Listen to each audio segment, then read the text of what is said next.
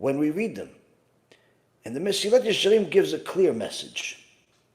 In chapter 10 in the beginning, he says as follows: the virtue of cleanliness is associated with a person who has completely cleansed himself of all bad traits and all sins. Alvai, all of us reach such a thing. This means not only those sins that are acknowledged as such and are clearly recognizable, meaning it's not just being clean of desecrating Shabbat, wasting seed, adultery, eating chelev, eating non-kosher. No, those are obvious sins. Cleanliness goes a step further. Not just those that are clearly recognizable, but also, says the Ramchal, those that the heart has been seduced into rationalizing as permissible.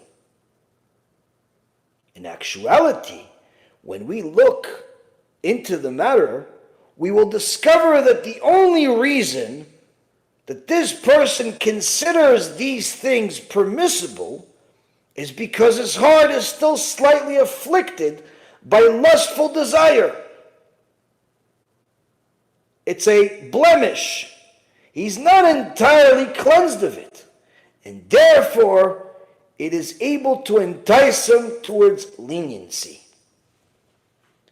Here the Ramchal is giving us an atomic bomb of clarification of all of the delusional people that somehow find it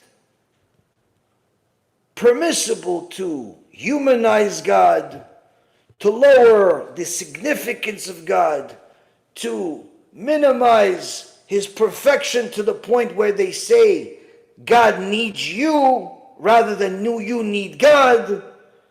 To those that lower reward and punishment into a completely heretical standpoint of saying that there is no punishment, and if there is a punishment, it's only a embarrassment for a year, as if you could make every sin under the sun, violate Shabbat, LGBTQ, steal, rob, do whatever it is, but a few angels are going to simply say jokes about you, make fun of you, make you feel bad for a year, and that's it. Then you can go to heaven with Moshe Rabbeinu.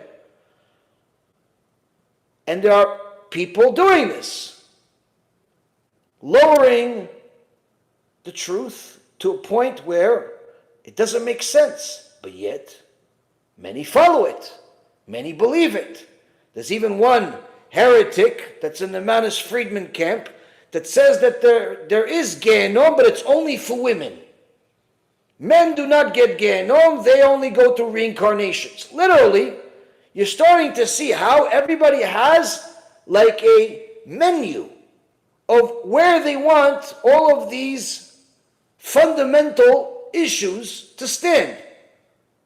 One will say that God needs you, one will say that God wants you, another one says that there's no punishment, all of these things.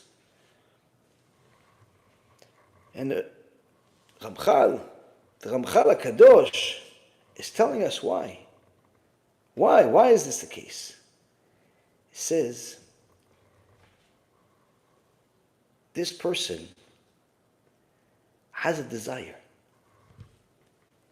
In fact, he's been seduced into this desire, this lustful desire that he has, this forbidden desire that he has to such an extent that he simply can't get rid of it.